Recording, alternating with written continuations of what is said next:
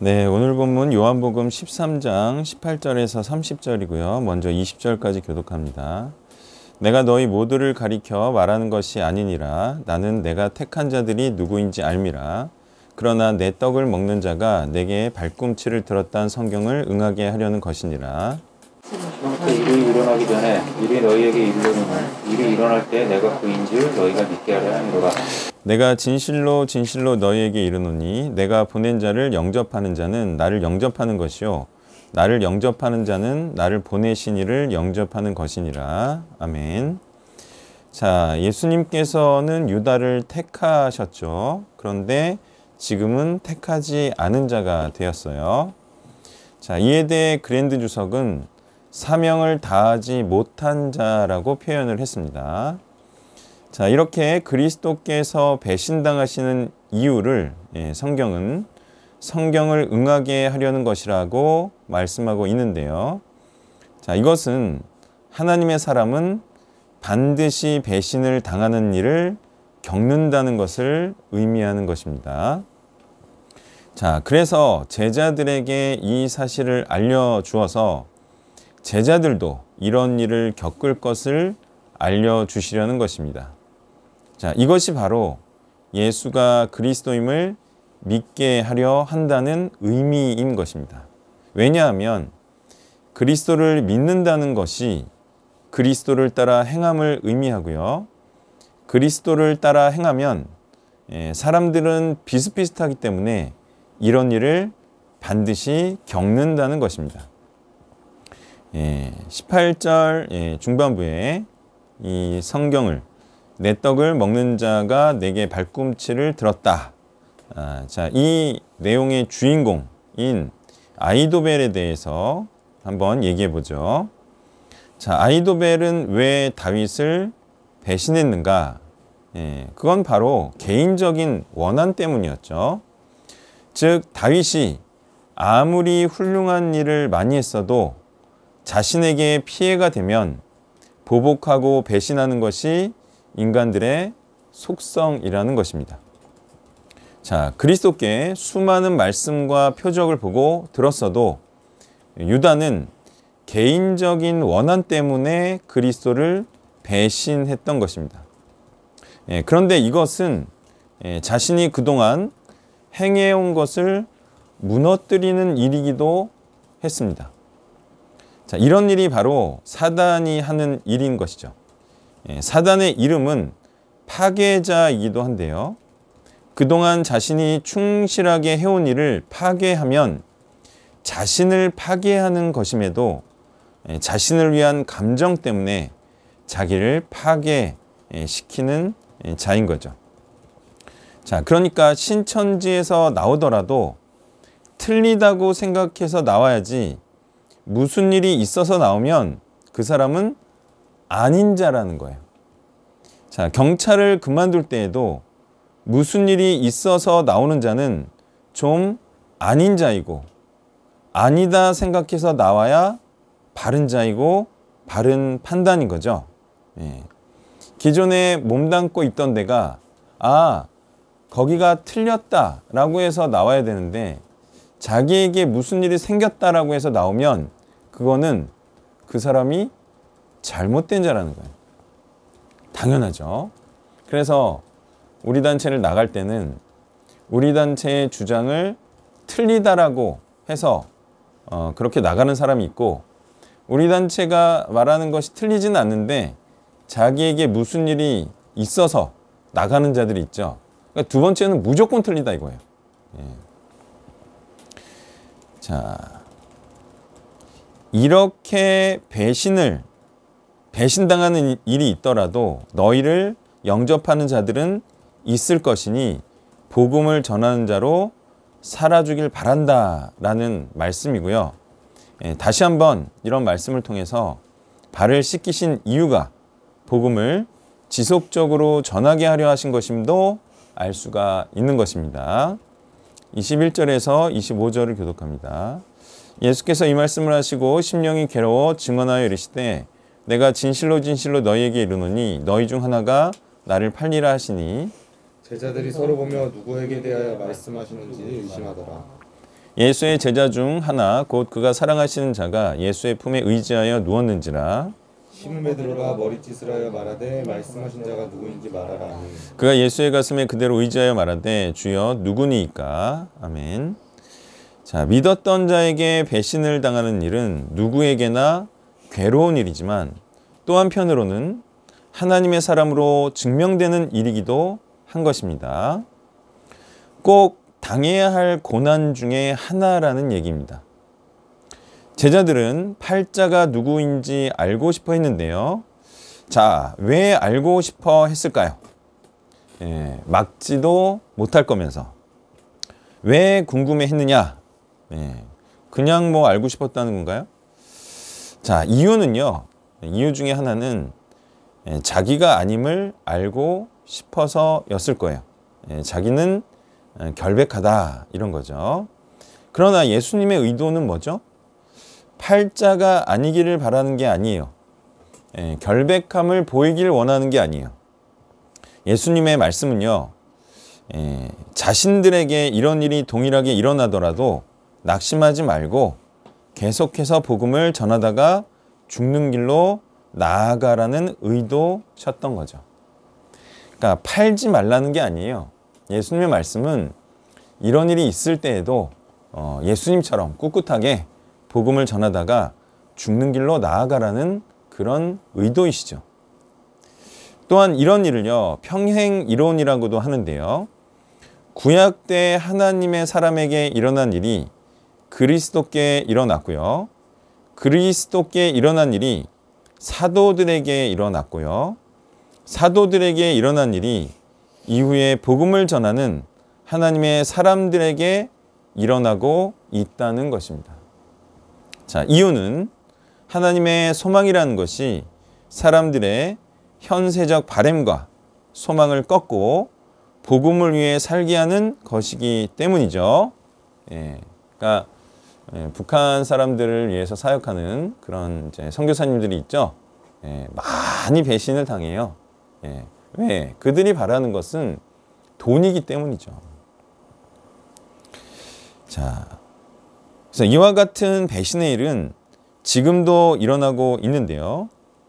자, 복음으로 자아 성취를 이루는 것을 정당화해주는 그런 장사를 하여 수익 구조를 만들어내는 자들도 사실상 복음을 배신하는 자들인 거죠. 자, 그들은 진정한 복음을 떠나 가짜 복음으로 옮긴 자들로 진정한 복음은 그리스도처럼 죽는 길로 나아가는 복음인 거예요. 자, 어쩔 수 없다. 자, 이렇게 저들에게 맞춰주는 그런 말씀을 전할 수밖에 없다라고 생각해서 그런 아무나 구원받는 말씀을 선포하는 것이 뭐라는 거예요? 굶어 죽기 싫다 이거죠. 죽기 싫어서 하는 거예요, 그게 다. 28절에서 26절에서 30절을 교독합니다. 예수께서 대답하시되 내가 떡 한 조각을 적셔다 주는 자가 그니라 하고 곧 한 조각을 적셔서 가롯 시몬의 아들 유다에게 주시니 조각을 받은 후 그 사탄이 그 속에 들어간지라. 예수께서 유다에게 이르시되 내가 하는 일을 속히 하라 하시니 이 말씀을 무슨 뜻으로 하셨는지 그 앉은 자 중에 아는 자가 없고 어떤 이들은 유다가 돈깨를 맡았으므로 명절에 우리가 쓸 물건을 사라 하시는지 혹은 가난한 자들에게 주라 하시는 줄로 생각하더라. 유다가 그 조각을 받고 곧 나가니 밤이러라. 아멘. 자, 유다는 그리스도를 팔 마음이 있었습니다. 자, 이런 자에게 자신을 속히 팔라는 말이 팔라는 말이냐 말라는 말이냐라는 거예요. 자, 이 말은요. 그리스도의 마지막 경고와도 같은 것이죠. 내가 다 알고 있다. 다 알고 있으니 팔지 말라. 마지막 권고와도 같은 거예요. 그런데 사람이 어떻게 이럴 수가 있을까요? 팔 것을 뻔히 아시는데도 그러면서 팔라고 했는데 판다 이거죠. 그것은 사단이 마음속에 들어가면 즉 자기가 얻고자 하는 것을 얻고자 굉장히 갈망하면 이런 짓도 할 수가 있는 겁니다. 자, 그리고 미운 자가 말하면 이런 말도 밉고 저런 말도 미운 거죠. 그러니까 유다 입장에서는 아마 이 말이 할 테면 해봐라 라는 말로 들렸을 거예요. 그래서 더 담대하게 오기를 부리듯 그렇게 실행했을 거예요. 하지 말라는 의미로 선한 의도로 하신 말씀인데도 말이죠. 자, 누구는 예수님의 이런 말씀을 부추겼다고 그리스도를 탓할 수도 있겠지만, 자, 이런 말은 사실 공식적으로 하지 말라는 얘기인 거죠. 자, 그런데 이래도 악한 자들은 꼭 하더라는 거예요. 그게 공식적으로 잘못된 것이다, 하지 말라 그랬는데 오히려 그게 더 그 사람한테는 무한을 준 거라고 생각을 하는 거죠. 그래서 악한 자들은 오히려 더 괘씸히 여겨서 악한 일을 하더라는 거예요. 자, 그렇다면 유다는 그리스도의 어떤 것이 그렇게도 미웠을까? 예수님은 선한 일만 하셨는데도 뭐가 그렇게 미웠을까?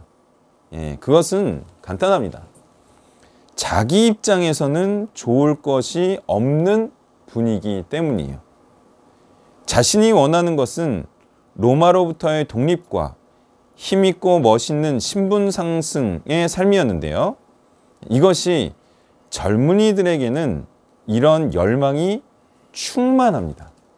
잘 먹고 잘 살고 잘 입고 좋은 차 타는 그런 열망이 젊은이들에는 특별히 더 충만합니다.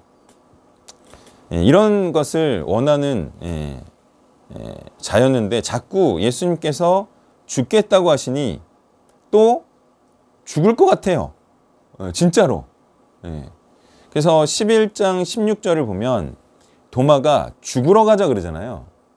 그러니까 진짜 이들에게는 죽음이 실제적인 위협이 됐던 거예요. 그러니까 예수님이 죽을 것 같아. 그러면 자기는 죽기 싫죠. 그러니까 다른 길을 모색을 한 거죠. 자, 그러니까 죽을 것 같으니까 그리스도께 희망이라는 것을 찾아볼 수가 없었던 거죠. 자, 이와 같이 죄란 고난 이후에 있을 영광을 바라보지 못하는 것을 의미하는 것입니다. 그리스도와 같이 그리스도의 일을 행함으로 고난을 받은 후에 영광이 있을 것을 믿음으로 그리스도의 일을 행하지 않는 자가 모두 유다와 같은 자인 것은 배신을 하든 하지 않든 그리스도와 함께하지 않는 것은 매일반이기 때문이죠. 이런 일은 겪어보면 아는데요. 함께 하다가 함께하지 않는 자에게는 모두 배신감을 느끼는 것입니다. 그리고 정말 배신하는 자에게는 말하기 민망하지만 찢어 죽이고 싶은 심정을 느끼게 되는 거예요. 그것은 피해를 주고 사역에 피해를 주고 떠나기 때문인데요. 그래도 이런 일이 있어야 하나님의 사람으로 증명이 되는 것입니다. 말씀을 정리하면요. 배신당해도 잘 되는 것이 주의 사역인 겁니다. 왜냐하면 하나님께서는 이런 사역을 도와주시기 때문이고요. 이런 일을 당해도 반드시 승리하게 되기 때문입니다. 네, 이 메시지 주세요. 네, 화요일자 본문 하겠습니다. 요한복음 13장입니다. 1절부터 11절까지만 메시지 하겠습니다. 먼저 1절부터 3절, 2절까지 읽겠습니다. 6월절 전에 예수께서 자기가 세상을 떠나 아버지께로 돌아가실 때가 이른 줄 아시고 세상에 있는 자기 사람들을 사랑하시되 끝까지 사랑하시니라. 마귀가 벌써 시몬의 아들 가롯 유다의 마음에 예수를 팔려는 생각을 넣었더라. 아멘. 이 본문을 제가 누가복음 22장이랑 좀 의미 있게 결부시켜 봤는데, 왜냐면 좀 의외로 많이 놓칠 수 있는데 누가복음 22장을 보니까 제자들이 최후의 만찬석상에서도 누가 높은 지위를 차지할 것인가를 놓고 또 싸우더라는 거죠. 그래서 제자들이 서로 높은 자리를 차지하기 위해 싸우는 현장인데 예수님은 발휘시킨다. 그러면 이거는 제자들과 완전히 대비되어서 높은 자리를 여전히 탐하는 제자와 낮아지는 예수님이라는 대비적인 메시지가 가능하다는 생각이 듭니다. 여기에서 낮은 자리에서 바르시는 삶, 그거의 구체적인 의미는 이후에 또 살펴볼 것인데요. 그 지위의 높낮이에 대한 이야기를 하자면 높은 지위와 영향력이라는 것은 특별히 형제들이 사역자가 되고 나서도 탐하는 것들이고 사역 현장에서조차 이름을 날리고 멋진 사역을 하기를 원하는 형제들의 악한 마음들을 워낙 많이 보다 보니까 그런 꼴을 볼수록 아 진짜 누가 알아주든 말든 묵묵히 발 씻겨주는 사역을 계속 집중해서 해야겠다는 생각을 다시 한번 하게 된 것 같습니다. 발을 씻는 행위의 의미에 대해서는 추후에 또 나누겠습니다. 사건이 시기적으로 6월절이 임박하였는데 이 예수님의 순환의 때에 6월절이 계속해서 강조되는 것은 6월절이 결국 한 사람의 희생, 어린 양의 희생으로 말미암아 민족을 애굽의 종으로부터 해방시키고자 하는 사역이었다는 것을 다시 한번 나타내는 것입니다. 그러니까 일단 이 사건 자체가 단순한 섬김과 서비스란 측면에 국한되지 않고 한 민족, 한 영혼이 더 이상 세상의 종이 되지 않고 세상의 죄로부터 자유하여서 광야에서 하나님 말씀을 따르고 약속의 땅을 정복하는 자가 되게 하겠다는 하나님의 의지를 그리스도를 통해 나타내신 것이죠. 특별히 그리스도께서 아버지께로 돌아가실 때가 이른 줄 아시고 라고 말씀하시는 건 굉장한 도전입니다. 왜냐하면 예수님은 죽기까지 낮아지고 죽으시고 순종하신 이후에 아버지께로 돌아가 우편에 앉아서 마지막 날을 기다리실 것이고 이것이 그가 하나님에 의해서 빌립보서 2장이 말하는 것처럼 모든 이름 위에 뛰어난 이름을 주시는 사역으로 나타납니다. 우리도 마찬가지로 한 영혼, 민족, 세상의 사람들을 세상과 죄의 종된 삶에서 빼내어서 광야에서 자유하게 하나님의 말씀과 진리를 따르는 삶, 전쟁하는 삶을 살게 하는 것을 죽기까지 행하다가 마지막 날에 아버지께로 돌아가서 영광받고 모든 이름 위에 뛰어난 이름으로 영원한 영생을 누릴 것을 기대하면서 이 땅에서 죽기를 각오하고 살아가야 할 것입니다. 1절에서 자기 사람들을 사랑하실 때 끝까지 사랑하시니라 라는 말의 의미를 깊게 생각해야 됩니다. 이것을 언뜻 봐서는 뭔가 너무 막연한 느낌이 드는데 일단 자기 사람들이라고 하십니다. 그러니까 자기 사람들이라는 것은 예수님께 속한 자라는 거에 대해서는 의심의 여지가 없고 이 자기 사람들에 대해서 여러 주석들이 다 제자들로 한정하고 있습니다. 그랜드도 마찬가지고 모리스, 로버트슨, 매튜엘리 등등 수많은 주석들이 제자들로 한정하는데 그럴 수밖에 없는 게 예수님이 제자들을 끝까지 사랑하신다는 말씀이 나온 이후에 다 이야기하고 대담하는 것들이 다 제자들과의 마지막 대화라는 거죠. 결국 예수님의 마지막 염려와 예수님의 마지막 당부는 거의 제자들에게 한정되어 있습니다. 이러한 맥락 속에서 자기 사람들은 당연히 제자들이 아니겠습니까? 예수님의 사람이 그냥 이 사람 저 사람 다 포함되지 않고 예수님을 정말 끝까지 따르는 제자들이라는 것입니다. 그리고 그들을 끝까지 사랑하셨다라는 거의 구체적인 의미는 이하에서 알 수 있는 것처럼 당부, 끝까지 예수님의 자리를 어떻게 함께 할 수 있을지를 가르치고 권면하는 행위들로 나타나게 되는 것이죠. 예수님이 십자가 지고 돌아가셔서 부재하실 것이기 때문에 성령의 인도하심, 말씀의 인도하심 가운데 앞으로 어떤 식으로 살아가야 하고 유다와 같은 자의 배신에도 불구하고 끝까지 흔들리지 않고 복음을 증거하며 그리스도의 제자로 죽을 때까지 살아야 한다는 그런 당부와 가르침이 바로 자기의 사람을 끝까지 사랑하시는 바에 대한 구체적인 의미입니다.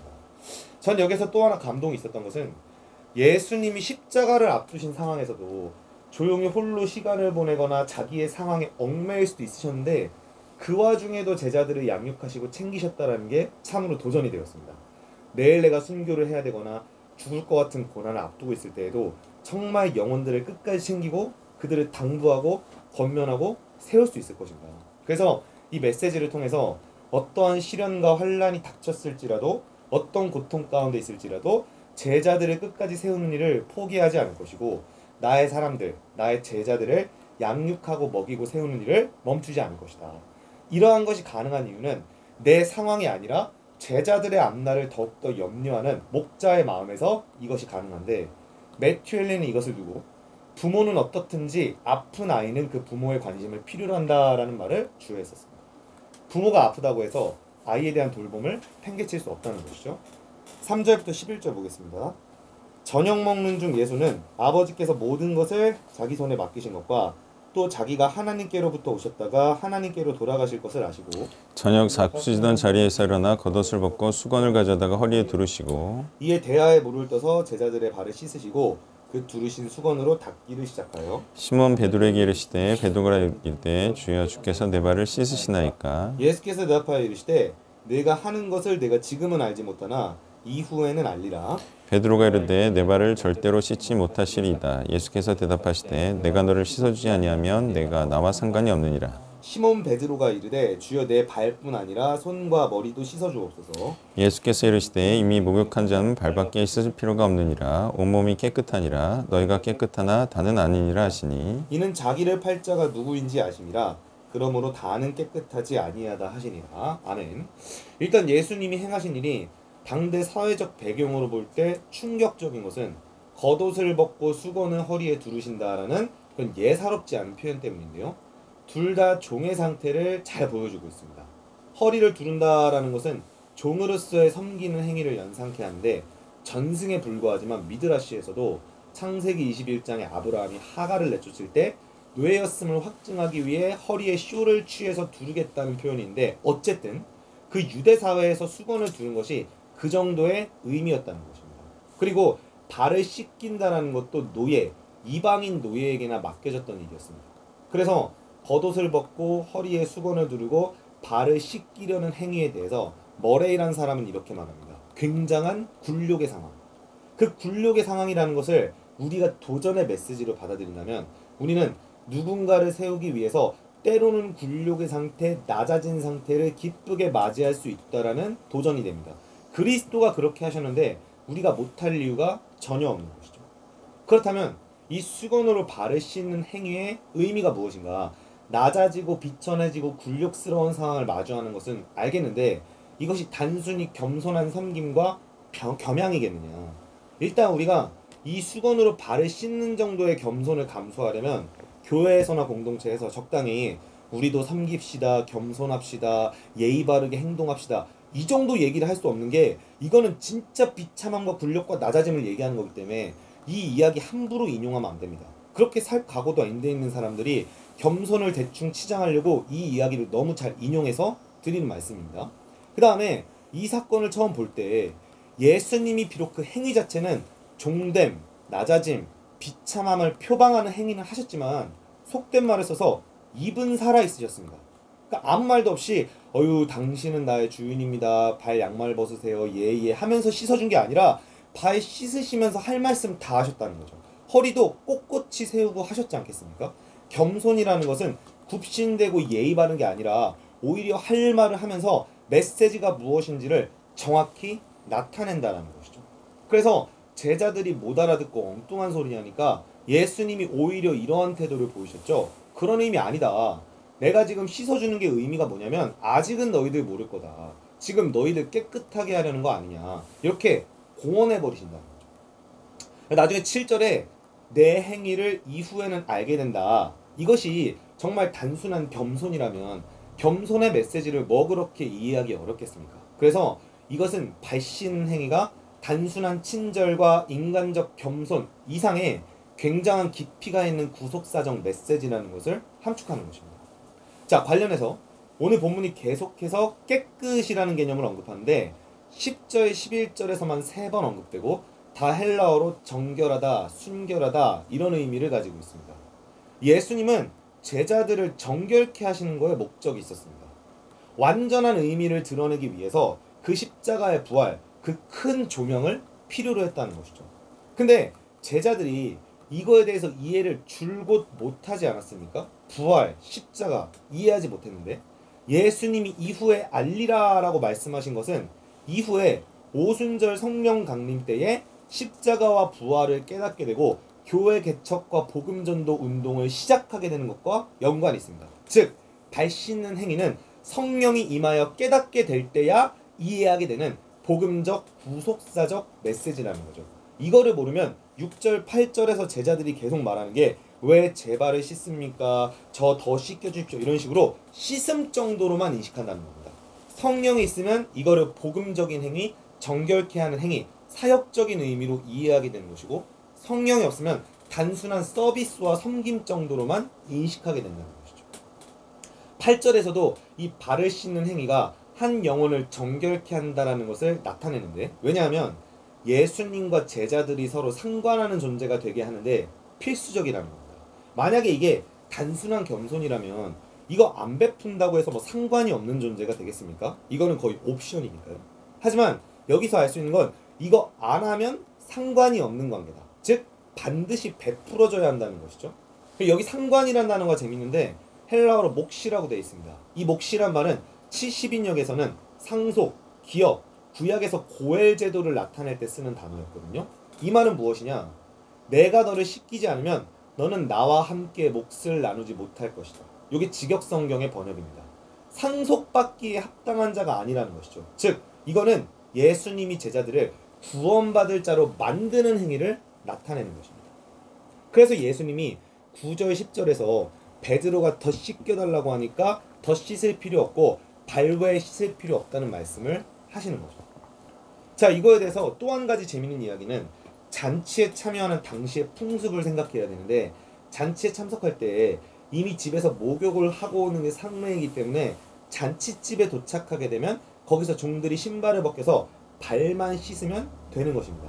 그러니까 여기에서는 무언가 초대해서 잔치에 함께하게 된다는 내러티브가 또 담겨 있는 것이죠. 즉, 이 제자들이 천국 백성, 천국 잔치에 참여하기에 합당한 자가 되게 한다는 말이기도 한 것입니다.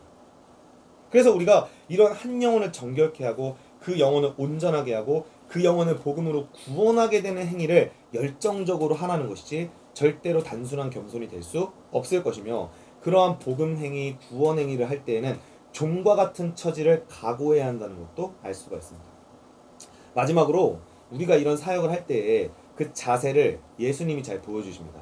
베드로가 이해를 못하고 있죠. 그래서 이걸 섬김으로만 생각을 했습니다. 그래서 10절에서 발만 씻었는데도 온몸이 깨끗해진다는 것을 모순처럼 여기는 거죠. 만약에 우리가 복음 사역할 때에도 베드로처럼 이것을 단순한 친절과 섬김이라고 인식하는 사람들이 있다면 반드시 예수님처럼 설명을 해줘야 됩니다. 복음을 전파하고 메시지로 깨닫게 해주라는 거죠. 만약에 이거를 알려주고 설명해주지 않으면 사람들은 순진하게 이것을 단순한 호의라고만 생각하게 됩니다. 이것이 단순한 친절과 호의로 가능한 것이라면 선교와 사역이 그렇게 쉬웠겠습니까? 지금까지 수많은 선교사들이 말씀을 전하고 눈물로 씨를 뿌리며 고생해서 이룬 열매인데 이것이 단순히 친절이나 호의로만 되겠습니까? 그래서 우리가 이것을 제대로 알려주고 말로 설명해주고 오해되는 개념에 대해서 바로잡아주지 않으면 예수님에 대해서 엉뚱하게 이해하다가 예수님을 배신하는 자들이 될 수 있다는 거죠. 결론적으로 정리하겠습니다. 이 본문의 행위가 의미하는 겸손이라는 것은 첫 번째, 단순한 젠틀과 카인드함이 아니다. 만약에 정말 이거를 카인드한 겸손으로 얘기하려면 박박 기는 상태까지 간 사람만 이 말을 얘기할 수 있다. 여전히 나의 자아와 자존심이 시퍼렇게 살아있고 성격도 부인 못한 사람이 이 행위를 어떻게 인용하겠습니까? 굽신거리는 것이 아니라 종의 행위를 하라는 것이다. 당당함과 꼿꼿함을 잃지 않되 종의 인생, 종의 행위를 하라는 것이죠. 그리고 그 행위를 할 때에는 그 행위가 무엇인지를 반드시 설명해 주어서 엉뚱하게 이해하는 자가 나오지 않을 수 있도록 해야 하고요. 이것은 결국 복음 전파, 복음을 확증함으로써 한 영혼 한 영혼이 정결케 되고 온전해지는 복음 사역을 의미하는 것이라 하겠습니다. 여기까지입니다. 네, 아멘. 자, 여기 이제 표현이 자기 사람들을 사랑하시되 끝까지 사랑하시니라. 그러면 발을 씻겨주는 행위는 어떤 행위예요? 아주 그냥 신박한 행위예요? 아니면 기존에 해오던 거를 해오신다는 의미예요? 해오던 걸 하신다는 뜻이에요. 그러니까 뭐 굉장히 신선하고 새로운 그런 의미가 아니라 예수님께서 기존에 해오시던 일을 이렇게 계속 하신다라는 의미가 발 씻겨주는 의식이죠.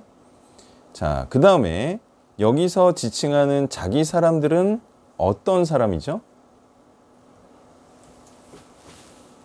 어떤 사람이라고 표현하면 좋아요? 온몸이 깨끗하다라는 그런 의미로.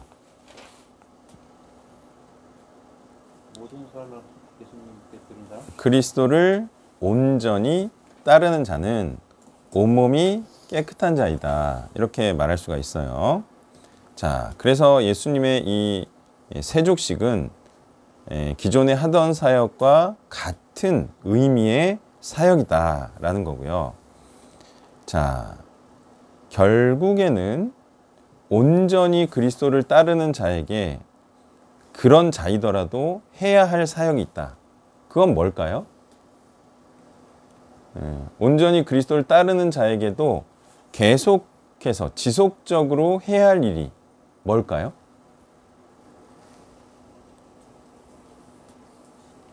그거는 뭐 간단하죠. 그들의 그 상태를 유지시켜 주는 거죠. 그러니까 뭐 헌신된 자를 계속 헌신하게 하는 이 사역이 또한 굉장히 중요하죠. 왜냐하면 중간에 이렇게 유다처럼 배신하는 자도 있고 떠나는 자도 있기 때문이죠. 자, 그래서 이제 이와 반대되는, 그죠? 이렇게 헌신했다가 떠나는 자가 또 대조되듯이 다음 장면에 나오는 거예요.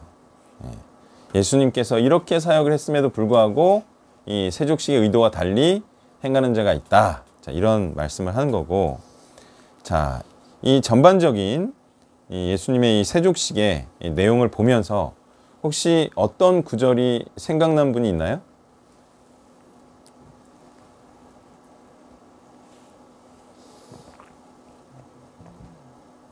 저는 딱 생각나더라고요.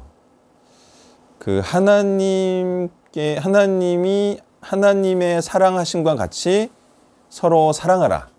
이런 구절이 생각나더라고요. 그러니까 하나님께서 우리를 세상을 사랑하셔서 독생자를 주셨죠. 그와 같이 너희도 서로 사랑하라. 자, 여기서 이제 제가 이제 서로 사랑이라는 걸 좀 풀어 드릴 건데, 또 같은 의미로 첫째는 하나님을 사랑하는 것이고 둘째도 이와 같으니 이웃을 사랑하는 것이다. 이런 말씀도 있죠. 또 무슨 말씀이 있어요? 내 양을 치고 먹이라 라는 말씀도 있어요. 지속적으로 이와 같은 말씀이 예수님이라는 말씀을 주셔서 사랑함과 같이 너희들도 서로 죄를 씻겨주는 그런 사역을 해라. 자, 이런 뉘앙스로 저는 이해가 되더라고요. 자, 그래서 하나님을 사랑하고 이웃을 사랑하는 것은 다름이 아니라 죄를 씻겨주는 구원의 일을 하는 것이고요. 또 구원받은 자라 할지라도 지속적으로 죄를 씻겨주는, 그게 온몸을 깨끗하게 하는 일일 수는 없죠. 왜? 이미 온몸이 깨끗한 자이니까. 그렇지만 말씀으로 계속 죄를, 혹여라도 들어올 수 있는 죄를 씻겨주는 이 말씀 사역을 하라는 의미이겠다. 왜냐하면 성경은 다 그런 말씀을 하고 있는데 이 내용만 다른 말씀을, 아주 신박한 내용일 리는 없다라는 거죠. 자, 또한 그리스도처럼 발을 씻겨주려면 일단 어떤 자여야 되죠? 혹시라도 있을 죄를 씻겨주는 그런 일을 하려면 예수님처럼 일단 그 사람은 뭘 갖고 있어야 돼요?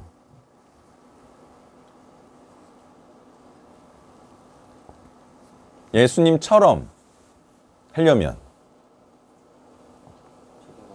예수님처럼 말씀을 알아야겠죠. 그러니까 말씀을 모르는 자가 발을 씻겨주는 건 예수님처럼 발을 씻겨주는 일은 될 수가 없다. 왜? 말씀이 죄를 씻겨주는 것이기 때문이다. 또한 예수님의 낮아짐도 왜 낮아지셨어요? 뭐가 겸손하다는 거죠, 예수님이? 이 땅에 오셔서 뭐 하려고 오셨어요? 죄를 씻게 하는 구원의 복음을 전파하러 오신 거죠. 그러니까 그게 바로 낮아짐이고 하나님의 종이 되심이고, 그리고 사람들을 말씀으로, 복음으로 섬기는 것을 의미하죠. 그래서 하나님을 사랑하면 누구의 종이 되는 거예요? 하나님의 종이 되는 것이고, 또 자기 사람들을 섬기려면 또 그 사람의 종이 되는 것인데, 이 두 개가 다 말씀을 전파하려고, 복음을 전하려고 하나님과 사람들의 종이 되는 거죠. 하나님의 종이 됨으로 그들의 종이 되는 것인데, 이 두 가지를 별개로 하면 하나님의 종하고 사람의 종하고 완전히 달라지는 거죠. 왜? 하나님의 종은 하나님의 뜻에 순종하는 것이고, 사람의 종이라는 건 뭐예요? 그 사람의 뜻을 행하는 게 그 사람의 종인 거잖아요. 근데 성경의 개념은 사람을 섬기려 한다라고 했을 때는 하나님의 뜻을 행함으로 그 사람을 섬기는 것을 의미할 수밖에 없다. 하나님의 말씀에도 순종하고 사람의 말에도 순종하면 이건 뭐 아무것도 아닌 거잖아요.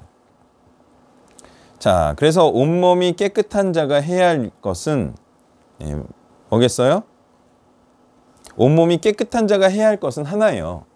그게 뭘까요?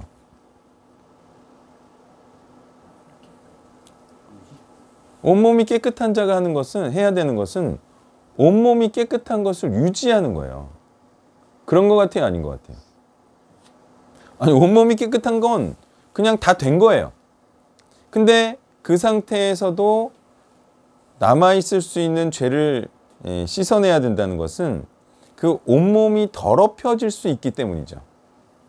그러면 이것은 무엇을 의미하겠어요? 온전히 헌신된 자가 헌신되지 않을 수 있어요. 충분히 그럴 수 있죠. 돌이킬 수 있어요. 유다처럼. 근데 그렇지 않게 하기 위해서 지속적으로 그럴 가능성을 없애주는 그런 말씀을 계속 지도해야 된다. 그래서 베드로에게 내 양을 치고 먹이라. 왜? 양은 따르는 자잖아요. 따르는 자도 지속적으로 그들에게도 말씀 사역을 해야 그들이 그 온전한 삶에서 떠나지 않는다는 거죠. 네, 5분 쉬겠습니다. 네, 발표를 시작해 주세요. 화요일 본문이고 세족식에 대해서 전반적으로 봤습니다. 근데 주와 선생이신 예수님이 낮아져서 섬기신다는 의미는 무엇인가 먼저 봤고요. 보통 이게 사역을 하다 보면은 사역을 하면서 저도 좀 이 뜻을 알게 된 건데, 내가 말씀을 가르치는 자로서 상대방 오히려 저쪽에서 1대1이나 이런 사역은 저쪽에서 나를 버려버리면 끝이더라는 거죠. 그러니까 오히려 저쪽이 갑인 것처럼 되고, 나는 오히려 가르치고 올바른 말씀을 가르치고 전하는 사람인데도 낮아서 섬길 수밖에 없는 그런 상황이 되더라는 것이고, 저는 이제 군대에서 좀 비슷한 경험을 했었는데, 이 세족식이 먼저 그걸 말씀드려야겠네요. 제가 이제 양육하던 자매가 이 본문을 가지고 이제 얘기를 하는데, 자기는 이 학생 때 수련회 때 가서 이 세족식 한 게 너무 기억에 남았다는 거예요. 그때 그 선생님들이, 교회 선생님들이 자기의 발을 씻어준 것이, 그래서 사람들을 이렇게 일회성 이벤트 같이 생각을 하는구나라는 것을 좀 봤습니다. 제가 군대에서 경험한 것은 뭐냐면 굉장히 고생했거든요. 고참들이 너무 많이 괴롭히고 뭐 때리고 그런 데였는데, 한 번은 그들이 뭔 일인가 자기들이 청소를 다 하겠다고 하는 거예요. 그래갖고 너희들은 가만히 앉아있어, 우리가 청소를 다 할게. 그날은 이제 무슨 술 먹은 날이었거든요. 술게임 막 그런 건데, 그래놓고 이제 그 다음 날에 또 원래대로 돌아가. 이게 무슨 의미가 있을까 그때 그런 생각을 했는데, 사실 세족식이 이런 일회성 이벤트가 아닌 것이고, 3년 동안 예수님이 계속 해오신 것을 이런 퍼포먼스로 보이신 것이고, 또 제자들에게 마지막 확실하게 알려주신 것이라고 봤습니다. 그러니까 이 사역자님이 특공대에서 3년 동안 마치 저보다 낮은 자처럼 와서 뭐 말씀을 연구하십시오 그럴 때 제가 나중에 하겠습니다 안 하고 이런 식으로 반응을 안 좋게 하는 것들을 다 받아주시면서 또 저를 가르치셨던 기억이 나는데, 사실 그런 과정이 저의 온몸을 깨끗하게 사역자를 만들기 위한 과정이었고, 지금도 제 발을 씻겨주시고 있는 것이 아닐까 그렇게 묵상했습니다. 감사합니다. 네, 진짜 저도 그런 경험했지만 수련회 가서 주일학교 선생님들이 발 씻겨주면 감동이죠. 일단 촉감이 좋잖아요. 예. 일단은 뭐 마음이 또 이제 따뜻한 물로 하니까 마음도 풀리잖아요. 예. 느낌 굉장히 좋아요. 예. 감동 있고. 근데 문제는 그렇게 해준다고 해서 구원을 받는 건 아니잖아요. 그러니까 예수님의 모든 행위는 구원시키는 것, 예수님을 믿게 하는 거에 초점이 있는데, 그런 이제 뭐 마음을 이렇게 좀 풀리게 하고 그냥 감동은 주되 구원은 못 시키는 그런 게 이제 예수님의 세족식에 담긴 의미일 리가 없다 이거죠. 자, 그래서 이 일은 예수님께서 지속적으로 해오셨던 일, 제자들을 사랑함으로 했던 죄를 씻기는, 그리스도를 계속해서 따르게 하는 그런 의미일 수밖에 없다는 거고요. 자, 그 다음에 그 12장 주일 본문인데 40절 이사야의 말씀을 인용한 내용인데, 그들의 눈을 멀게 하시고 그들의 마음을 완고하게 하셨으니 이는 그들로 하여금 눈으로 보고 마음으로 깨닫고 돌이켜 내게 고침을 받지 못하게 하려 함이라. 자, 이 말씀의 정확한 의미를 이해했어요. 자, 하나님의 열심이 더 이상 하나님께서 열심을 내지 않겠다. 너희들이 지금 내 말을 믿고 따르지 않으니 나는 더 이상 너희를 방치하겠다. 이 정확한 의미가 뭐냐면, 자, 보세요. 이제 우리 단체에 있다가 우리 단체의 말씀이 틀리다라고 해서 나간 사람들이 아니라 어떤 일이 있어서 사건이 있어서 나간 사람들이 있죠. 자, 그들에 대해서 제가 이럴 수도 있고 이럴 수도 있습니다. 이게 뭐예요? 계속 포기하지 않고 뭐 건면하거나. 네, 그럴 수도 있어요. 그죠? 그 다음에 이건 뭐예요? 포기하는 게 있어요. 근데 이게 똑같아요. 하나님 입장에서도 뭐 어쨌든 나를 안 믿고 나를 따르지 않아. 내 말씀에 순종하지 않아. 그러니까 하나님의 선택이 뭐가 있고 뭐가 있다? 그렇더라도 계속해서 설득하려고 하는, 그럴 수 있죠. 충분히. 그리고 또 한편으로는 뭐 네가 싫어서 나가는데 난 그럼 나도 안 할 거야. 이게 있어요. 그러니까 제 마음이 딱 그래요. 근데 이 그 전자, 소위 포기하지 않고 계속 이렇게 요청을 할 때 저쪽에서는 무슨 느낌일까요? 저쪽에서 느끼는 느낌.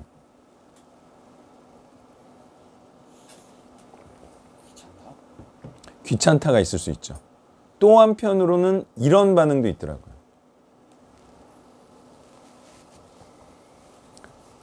그래도 사역자님이 나를 포기하지 않고 신경을 계속 써주시는구나. 이런 반응도 있어요. 그래서 이거는 진짜 그 사역자적인 경험으로밖에 알 수밖에 없어. 그러니까 말을 안 믿어. 그리고 어쨌든 막 싫다고 떠나. 그랬을 때 계속적으로 건면하면 그 어떤 사람들 중에는 나를 계속해서 그래도 올바른 길로 인도하려는 거구나 라는 느낌을 받을 수가 있어요. 그럴 수도 있고, 뭐 싫어서 떠나는데 뭐 이제 나 말 안 해. 이럴 수도 있다 이거예요. 근데 하나님께서는 이런 자들에게는 그런 선택을 하셨다 이거죠. 자, 그래서 예수님의 이런 그 지속적인 노력도 사실은 이렇게 하는 것이 특히나 따르는 자들에게는 당연히 이렇게 하는 것이 맞다. 그죠? 왜? 떠난 자들에게도 이렇게 할 수 있죠. 말씀 믿지 않는 자들에게도 지속적으로 권면할 수 있죠. 믿는 자들에게는 당연히 그렇게 해야죠. 그래서 예수님께서는 내 양을 치고 먹이라. 자, 이런 분명한 미션을 준 거죠. 당연히 믿고 따르려는 자들에게는 그들에게도 지속적으로 말씀을 줘야 하는 거죠. 네, 그 다음에 주세요. 월요일자 47절을 봤습니다. 이 말씀을 언뜻 보면 하나님의 말씀에 순종하지 않아도 심판하지 않겠다라는 의미로 보이지만 이 문맥상 이것은 자신은 지금 온 것은 벌주러 온 것이 아니라 오히려 구원을 하기 위해 오신 분이다라는 것을 얘기하는 것이고, 38절만 봐도 알 수 있듯이 그 마지막 날에는 반드시 심판이 있을 것인데 그때도 이제 예수님의 말을 저버리는 자는 심판을 받을 것이다 라는 것이죠. 그래서 제가 여기서 말하는 것은 예수의 초림, 또 지금 오심은 심판의 구원이 아니라 구원의 근거를 마련하기 위한 것이다 라는 말을 하기 위해 이야기를 하는 것이지 어떤 것도 안 지켜도 심판하지 않을 것이다 이렇게 보면 안 되고 오히려 이제 저는 이후 심판이 반드시 있을 거기 때문에 지금 구원의 때인 지금 어서 어둠이 아닌 빛에 들어오라는 긴급한 초대가 이렇게 적었습니다. 네, 그렇죠. 47절의 의도는 예수님께서 심판을 하지 않는 분이 아니다라는 게 아니에요. 그죠? 예수님께서 오신 이유는 구원시키려고 하는 거지 심판하려고 온 게 아니다. 왜냐하면 가만히 있어도 심판받을 자들인데 뭐 심판하러 왔으면 왜 왔습니까? 예, 심판받을 자들을 구원하기 위해 왔다. 이런 의미지 예수님께서 심판을 안 하시는 분이다 라는 게 아니라는 거죠. 예, 그래서 이제 바로 나오죠. 마지막 날에 이제 심판하리라. 예. 그래서 예수님께서는 그때가 되기 전에 구원하고 영생케 하려 왔다. 이런 이제 예수님의 사명을 말씀하신 거죠. 예, 그 다음에 주세요. 토요일자입니다. 토요일자에 보면은 27절에서 30절까지 좀 여러 가지 재밌는 것들을 발견해서 하나하나 좀 차근차근 보겠습니다. 27절에서 예수님이 괴로워하시는 건데 괴로워하시는 이유는 쭉 설명이 되어 있습니다. 이때를 면하게 하여 주옵소서. 그래서 이때를 피하게 되고 싶으신 게 맞죠. 세 번역이 잘 번역했는데 이 시간을 벗어나게 하여 주십시오. 그래서 동일한 뉘앙스가 겟세마네 동산 기도에 서술되어 있는데 거기서 마태복음 26장에서 잔을 지나가게 달라는 말씀하셨다는 것이죠. 근데 둘 다 이후 흐름은 비슷합니다. 오늘도 내가 이때를 위하여 이를 위해 이때에 왔다라고 말씀하시고 겟세마네 동산에서는 아버지의 뜻대로 하옵소서라고 말씀하신 거죠. 일단 여기서 첫 번째로 알 수 있는 것은 하나님의 뜻을 행하는 것은 행복하거나 즐겁고 와닿아서만 하는 것이 아니라 피하고 싶고 하기 싫고 두렵고 죽을 것 같을 때에도 아버지의 뜻을 행한다는 마음으로 해야 되는 것이고 이것을 위해 우리가 여기에 있기 때문에 또 해야 된다라는 그런 비장한 믿음을 첫 번째로 좀 알 수 있고요. 두 번째는 예수님이 이것을 위해 이때에 와셨다라고 했는데 이것을 위해서의 이것이 무엇인가. 그래서 이 밑에를 보니까 28절에서 아버지의 이름을 영광스럽게 해달라고 얘기한다는 거죠. 그러면 아버지의 이름을 영광스럽게 해달라는 게 무엇이냐. 이거는 맥락상 지금 바로 앞에 닥친 십자가의 죽음의 사건을 말씀하시는 거죠. 겟세마네 동산도 마찬가지였다고요. 근데 그럼 여기서 어떤 논리가 성립하냐면 십자가의 죽는 사건을 행하면 아버지께서 영광 받으신다라는 공식이 성립합니다. 근데 재밌는 게 28절에 보면 하나님이 하늘에서 소리를 내셔가지고 이미 영광스럽게 하였다라는 말씀을 하시는 거거든요. 그러면 십자가에선 한 번 죽는 것이고 아직 십자가에 돌아가신 적이 없는데 아버지의 이름이 영광을 이미 받았다는 게 무슨 뜻인가. 그래서 이건 십자가에 죽는 행위로 아버지가 영광받게 되는 걸로 국한되지 않는 것으로 보입니다. 그래서 지금까지 예수님이 아버지의 뜻을 지속적으로 행해왔고 말씀을 나타내어 왔기 때문에 이런 말씀하신 거죠. 이번 주 월요일 본문에서도 내가 아버지의 뜻을 행하고 아버지 말씀을 나타낸다는 말씀을 지속적으로 행하셨으니까요. 관련해서 여기에 영광스럽게 한다는 말이 독사조라는 말이 지속돼서 나오는데 이후 요한복음 15장에서 독사조란 말을 또 써가지고 이런 말이 있습니다. 내 말이 너희 안에 거하고 무엇이든 구하면 이룰 것이고 너희가 열매를 많이 맺으면 아버지께서 영광 받으신다. 그래서 여기서도 아버지께서 영광 받으신다는 게 똑같이 독사조입니다. 그럼 이 말씀을 종합하면 지금까지 예수님이 말씀대로 열매를 많이 맺고 말씀대로 행하시고 아버지의 뜻을 지속적으로 해오셨기 때문에 영광을 지금까지 아버지가 받으셨다는 건데 그러면 이제 아버지께서 또 영광을 받으시려면 그 구속사의 마지막 조각인 십자가에 죽으시는 걸로 완성을 지어야만 한다는 것이죠. 즉 아버지께 영광을 받게 하려면 우리가 십자가의 죽음, 구속사의 순종, 말씀의 순종을 해야만 하는 것인데 이것을 죽을 때까지 지속해야만 된다. 한번 딱 순종했다고 아버지가 영광받아 끝나는 것이 아니라 계속 영광받을 수 있도록 지속해야 한다는 것을 또 알 수 있습니다. 마지막으로 관련해서 30절에서 하늘에서 이 소리가 나니까 예수께서 이 소리가 난 것이 나를 위한 것이 아니라 너희를 위한 것이다 라고 말씀하셨다는 거죠. 그래서 제자들을 위해서 이 소리가 난 거라고 얘기하는데 요거를 보고 나서 바로 앞에 맥락을 보니까 이 괴로워하시면서 아버지 영광 돌리겠다고 하신 말씀 앞뒤에 26절에선 나를 따르라 그러면 아버지가 너를 귀히 여기신다라고 말씀하시고 나서 예수님이 괴로워하시고 너희를 위한 것이다 라는 말씀을 하셨다는 것은 너희도 나처럼 말씀에 순종하고 십자가의 죽음을 각오한 마음으로 순종하여 아버지께 영광 돌리는 자가 지속적으로 돼야 한다는 것을 마지막으로 말씀하신 것이다 이렇게 봤습니다. 네, 아멘.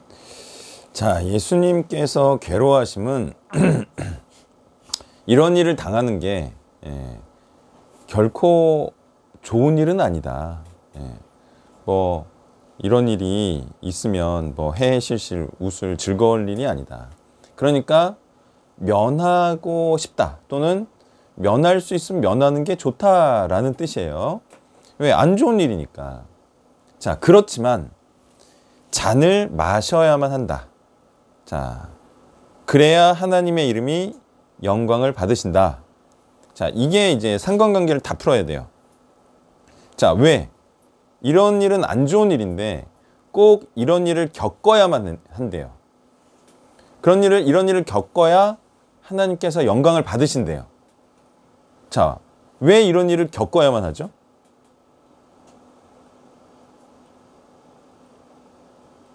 안 겪으면 안 됩니까?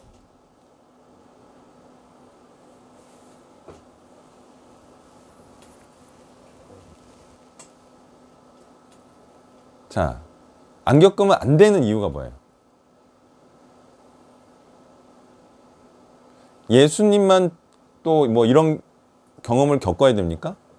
어때요? 아니죠. 그러니까 아닌 이유가 뭐죠?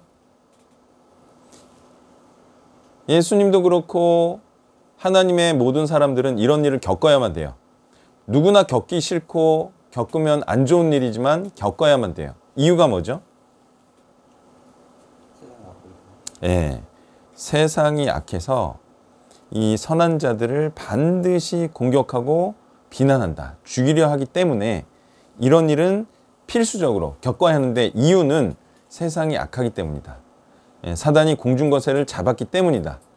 그래서 이런 일은 반드시 겪어야 한다.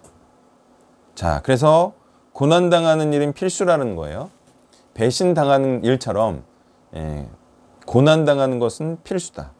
자, 그런데 이렇게 고난을 당해보니 그리고 고난을 당해서 죽어보니 하나님의 이름이 영광된대요.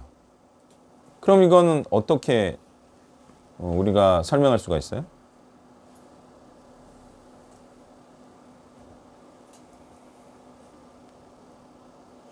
악한 세상에서 고난을 받아 죽지 않으면 하나님께서 영광을 안 받으세요. 하나님께 영광이 안 돼요. 근데 악한 세상에서 고난을 받고 죽임을 당하면 하나님의 이름을 영광되게 한대요. 자, 무슨 뜻이에요?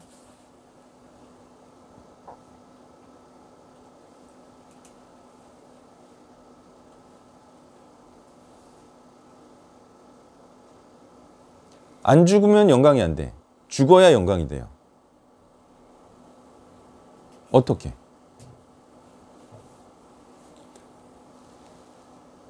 땅에서 아버지께 영광 돌리면 죽지 않을 수가 없다. 자, 악한 세상에서 고난을 받지 않고 죽으면 어떻게 돼요?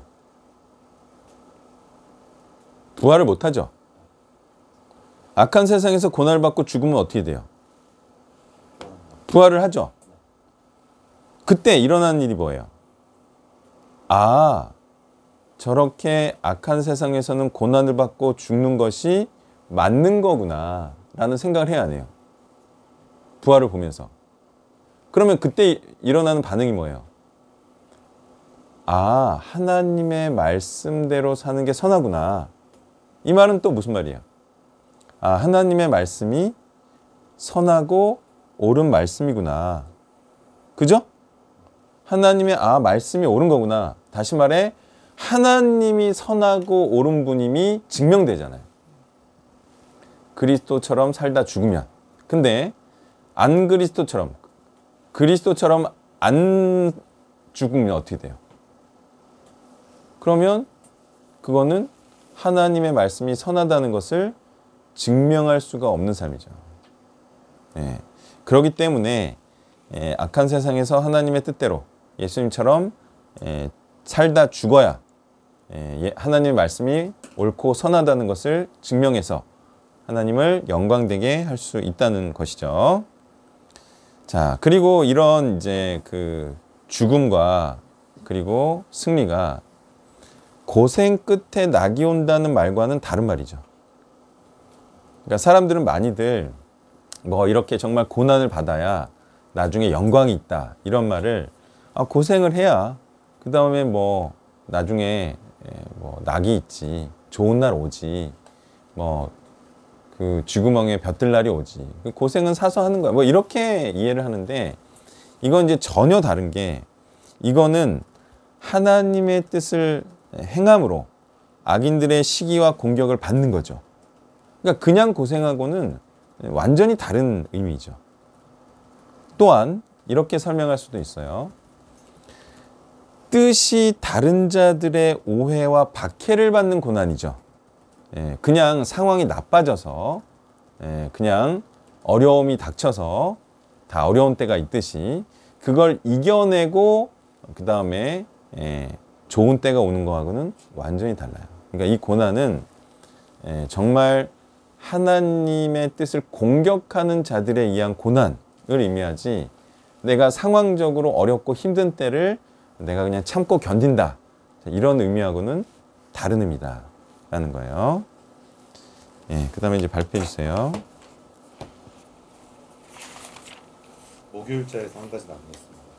일단은 마리아가 향유를 부은 사건이 향유가 집에 가득하였다는 표현을 통해서 그가 장례를 기념한 것, 즉 예수 그리스도가 죽고 부활하실 그 복음을 나타내는 행위라는 것을 저희가 어느 정도 잘 알고 있고요. 여기에서 마리아가 300데나리온의 향유를 허비해서 그 복음을 나타낸 것이니까 정말 이렇게 정신 나간 헌신, 정신 나간 헌물을 통해서 복음을 전하는데 힘을 썼다는 걸 좀 볼 수 있습니다. 근데 여기서 좀 주목했던 건 요거 이제 반발하는 자가 제자였다는 것이죠. 6절에서 보면은 가룟 유다가 이제 반발을 했으니까, 그래, 가룟 유다는 탐심도 있고 돈을 생각하는 자니까 그럼 도둑놈이 당연히 그런 여인의 헌신을 나쁘게 생각하겠지라고 생각할 수 있지만, 여기서 두 번째 포인트는 어쨌든 마태복음 26장에서 그 향유 사건에서는 분명 제자들이 반발하였다고 표현합니다. 그럼 이것은 비단 가룟 유다가 물질에 대한 악한 탐심이 있어서뿐만 아니라 일반적으로 볼 때 제자들에게도 반발심을 불러일으키는 포인트가 있었다는 것이죠. 예수님이 주로 유대인들이나 바리새인들이랑 싸우고 대치하셨으니까 그들하고 예수님이 싸우시는 건 그렇다 치는데, 헌신한 제자들이 왜 여인의 사역에 대해서 반발을 하고 있느냐, 그 포인트는 왜 가난한 자를 돕지 않고 미련하게 돈을 쓰냐라는 것이죠. 그래서 정신 나간 헌신, 정신 나간 헌금을 복음 전파를 위해 쓰게 되면 욕을 먹는다.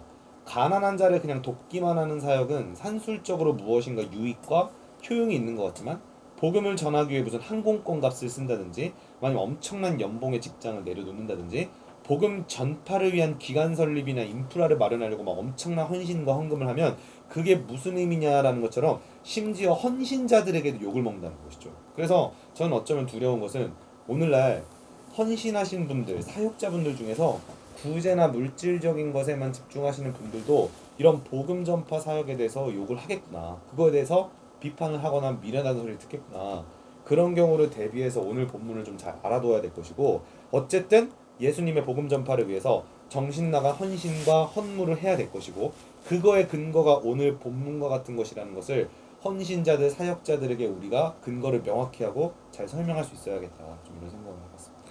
네, 이 그 마리아가 예수님께 이제 값진 향유를 부을 때 1차적인 마음은 뭐였어요? 값진 향유를 붓는다는 건 무슨 의미예요? 예수님이 존귀한 분이시다 이거죠. 1차적인 의미가. 그 다음에 뭐 더 나아가서 성경에 이제 기름 부음을 받는 그런 사람이라는 건 이제 하나님의 일을 하는 하나님의 직분자라는 것이고, 또 말 그대로 기름 부음을 받은 자, 메시아, 구원자라는 것을 고백하는 행위가 되죠. 그런데 이것을 이제 성경은 뭐와 연결시키고 있느냐? 이제 마리아가 예수님의 장례를 준비한다. 뭐 이거는 뭐 마리아한테 물어봐야지 뭐. 진짜 그런지 아닌지는. 근데 그렇게 알고 부었든 모르고 부었든 성경은 뭘로 몰아가요? 예수님의 장례를 준비하는 행위로 몰아가요. 자, 무슨 말이에요? 그 성경은 지금 예수님이 그리스도라는 사실과 고난을 받아 죽임을 당할 것이라는 사실을 고의적으로 연결시키고 있어요. 자, 무슨 말이에요, 이게? 좀 전에 말했던 것과 같은 말이죠. 하나님의 사람, 하나님의 일을 하는 사람, 하나님의 구원의 일을 하는 사람은 약한 세상에서 반드시 고난과 핍박을 받아 죽는 길로 나아간다. 라는 사실을 지금 계속 요한이 엮으려고 하는 거예요. 그래서 이 복음을 전하는 자는 반드시 고난과 죽음을 당하는 길로 갈 수밖에 없다. 자, 이런 얘기를 하고 있는 거고요. 자, 이제 가난한 자에 대해서 좀 한번 얘기해 보죠. 사실 가난한 자를 돕는 것도 그냥 가난한 자를 돕는 게 목적이 될 수 없죠. 왜냐하면 하나님의 뜻이라는 게 있잖아요. 하나님의 뜻은 가난한 자를 돕는 게 아니죠. 그러면 정말 기독교는 가난한 자만 도와야죠. 근데 그게 하나님의 뜻이 아니라 그들을 세워서, 연약한 자들을 세워서 또 하나님의 뜻을 같이 행하게 하려는 게 하나님의 목적이죠. 그러니까 가난한 자가 목적이 될 수 없다는 거죠.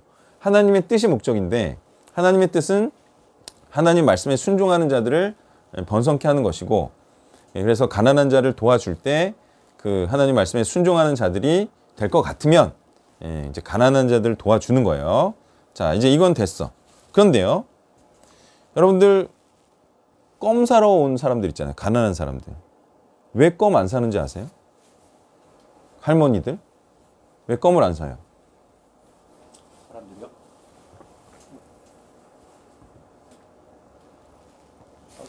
대궐 같은 집에 들어갈까 봐 안 사는 거죠. 이제 그렇게 변장해서 그렇게 돈 버는 그런 사람들일까 봐, 돈 많은데도. 근데 안 가난할까 봐 그렇게 안 주는 경우도 있고, 두 번째, 습관된다 이거죠. 자기가 열심히 일해서 돈을 벌어야지 그렇게 그런 걸로 먹고 살면 정신을 안 차린다 이거예요. 그래서 안 사주는 경우가 있죠. 사주시나요? 이건 사주는 경우는 약간 귀찮아서 사주는 거지, 정말 정신 똑바로 차리면 오히려 제대로 살라는 말 한마디 해주는 게 훨씬 낫죠. 자, 또 어떤 경우가 있을까요? 가난한 사람을 도와주지 않는 경우.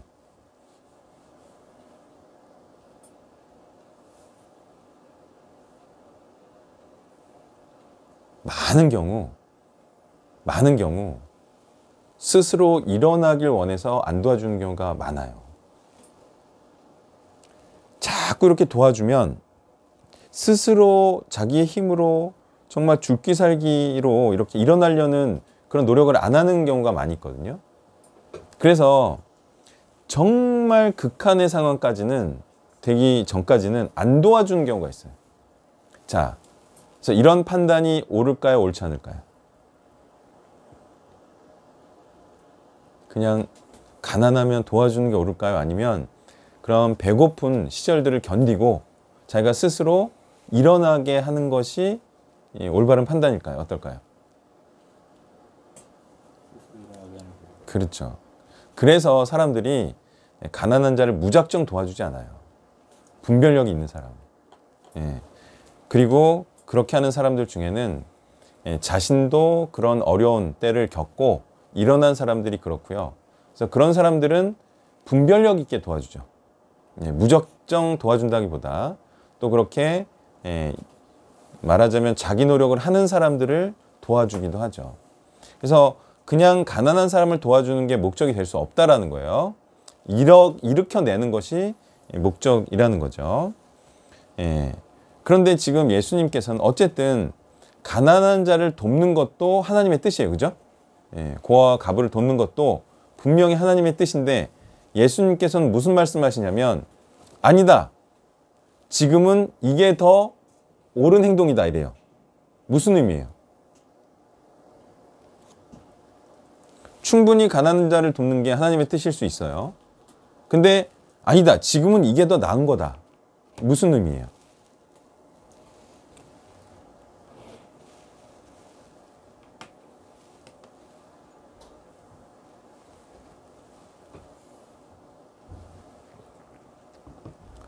이걸 잘못 이해하면 진짜로 한 3천만 원짜리 이 기름을요 사람한테 붓는 수가 있어요.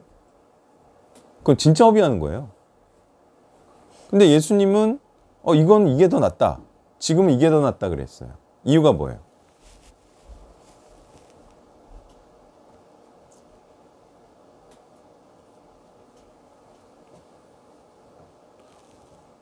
어마어마한 지금 상황 아닙니까? 어떤 상황이에요?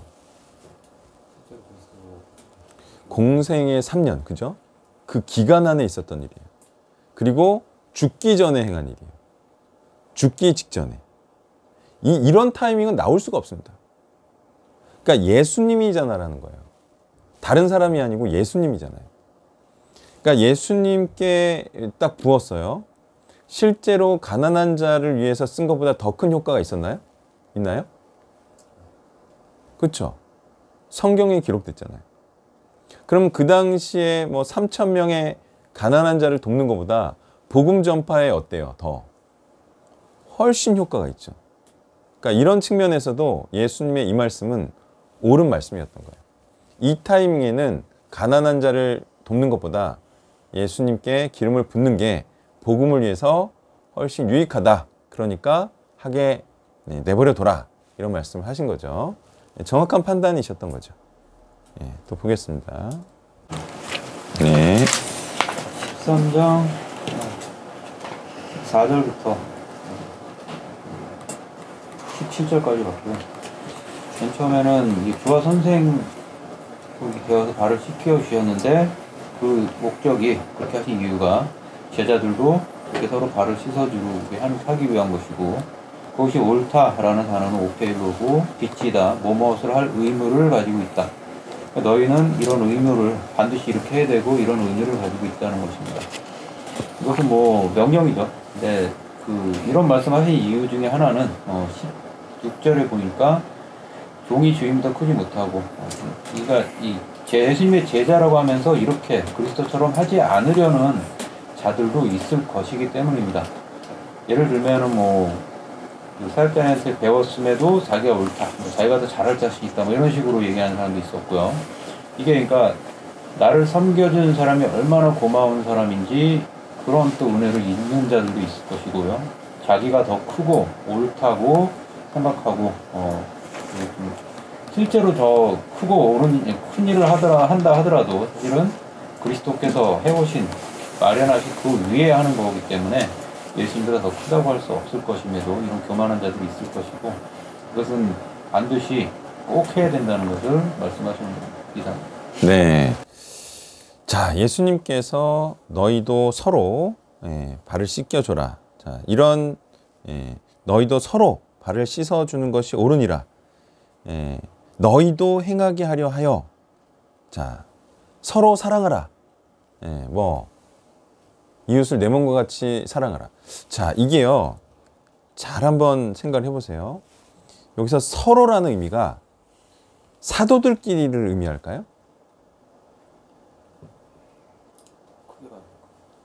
그렇죠. 그러니까 예수님 입장에서는 이 서로가 야, 너희가 그냥 서로 베드로하고 요한하고 서로 이런 의미일까 아니면 전체적으로 이렇게 예수님께서 제자들의 발을 씻기듯이 너희들도 다른 사람의 이런 의미의 서로일까라는 거예요. 자, 이건 어떻게 할 수 있냐면 이 사도들이 누구를 향한 사역을 했어요? 사도들끼리 사도들을 위한 사역을 했나요? 사도들끼리 세족식을 했을까요? 아니면 예수님처럼 자기를 따르는 양들, 자기 제자들에 대한 세족식이나 사역을 했을까요? 그렇죠. 그러니까 사도들끼리 이렇게 사역을 했다라고 보기에는 정말 어렵죠.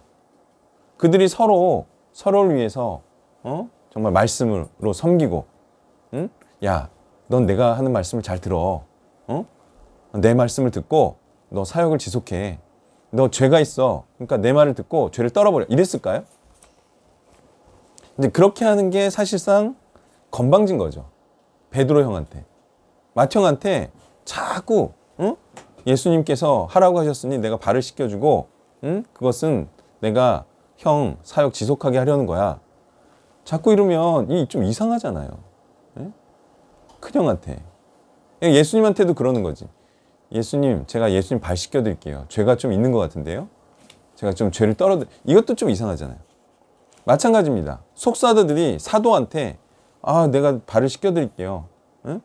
좀 모르시는 게 있는 것 같은데 좀 이거는 이제 상상하기 어렵다 이거죠. 그래서 이거는 아무리 생각을 해봐도 이 예수님께서 제자들에게 하신 것처럼 제자들도 다른 자신을 따르는 자들에게 이런 사역을 하라는 의미로 그런 의미로 서로를 말한 것 같아요. 자, 그렇게 말씀하신 게 좀 더 무게가 실리는 게 바로 16절이라는 거예요. 종이 주인보다 크지 못하고 보냄을 받은 자가 보낸 자보다 크지 못하다. 자, 그러면 세족식을 한 이후에 이 말씀을 하신 이유가 뭘까를 좀 생각을 해봐야 돼요. 자, 이유가 뭘까요?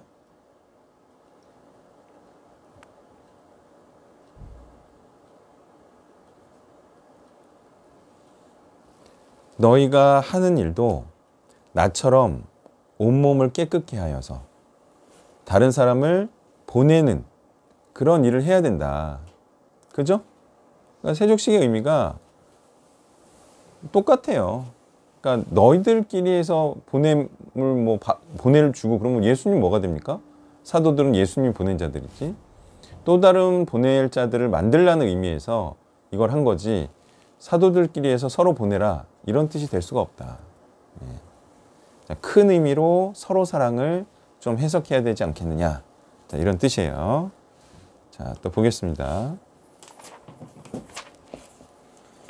토요일자에서 그 하나리 미랄처럼 죽는 거에 대한 얘기를 간단하게 한 가지만 좀 언급하겠습니다. 이 말씀은 우리가 참 알고 있고 우리 헌신을 위한 큰 교훈이 되는 말씀인데 여기서 무작정 헌신을 그냥 가르치는 거에서 주의해야 된다는 생각이 드는 게 뭐냐면 이 미랄이라는 단어가 시토스인데 이게 다른 복음서의 용례를 보면 마태복음 같은 경우 3장 12절에서 알곡으로 번역했고 13장 29절에서도 가라지와 곡식 비유해서 곡식을 가리킬 때 시토스란 말을 썼고 마가복음 같은 경우 4장에서 자라나는 과정을 설명할 때 28절에서 이삭에 충실한 곡식 여기서 곡식을 요 미랄이라는 단어로 씁니다. 그러니까 여기에서 한 알이 죽는다는 게 미랄처럼 알곡처럼 충실하게 된 자가 죽어야 된다는 것이 아무나 그냥 죽어서는 안 된다. 근데 그럴 수밖에 없는 게 이 곡식이 죽어서 이루어야 되는 목표가 많은 열매를 맺는 거 아닙니까? 근데 하나의 열매가 되는 것도 무척 어려운데 지금 헌신하려는 장본인인 내가 성숙하고 온전한 알곡 상태도 아닌데 약간 객사하는 느낌으로 그냥 헌신을 무작정 외쳤다가는 무의미하고 허비되는 죽음이 될 수 있기 때문에 헌신과 영혼들의 죽어짐을 동반할 때는 반드시 상죽과 성장을 시켜가지고 의미 있게 헌신하고 죽여서 열매를 맺게 하는 사역으로 갈 수 있도록 해야겠다 생각이 들었습니다. 네, 이제 죽는 타이밍도 중요한데요. 예수님은 죽는 타이밍을 어떻게 잡으셨죠?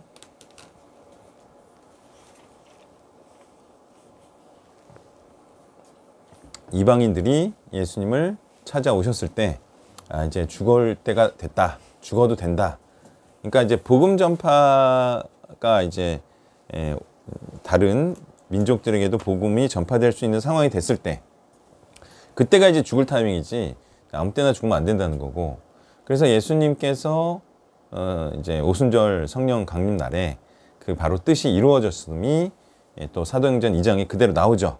많은 나라에서 와서 성령을 받는 일이 일어났기 때문이죠. 자, 그러므로 이 죽으면, 미워하면이라는 것도 사실은 하나님의 뜻을 이루기 위함인 거지 이 자체가 목적이 될 수는 없다라는 거예요. 그래서 이 죽는 것은 같이 죽는다는 것, 그리고 자기의 생명을 미워한다는 것은 예수님을 따르려고 함이지, 그죠? 그냥 뭐 죽으려 하고 희생하려 하고 그런 건 의미가 없다. 예수님을 섬기려고 자신의 생명을 미워하고 죽는 거죠. 자, 이렇게 소위 희생, 그리고 죽는다라고 했을 때 사람들은 어떤 것을 희생이라고 생각을 하죠? 나는 예수님을 위해서 희생했어. 무엇을? 나는 하나님을 위해서 드렸어. 무엇을? 헌신을 말하죠. 그런 것 같아요? 아닌 것 같아요? 나는 내 인생을 희생했어. 예수님 위해. 할 때 흔히들 사람은 그걸 헌신이라고 생각해요. 근데 예수님의 죽으심은 헌신만으로 죽을 수가 없어요. 뭐 때문에 죽으신 거예요? 헌신만으로 죽으신 게 아니에요? 뭐 때문에 죽으신 거죠?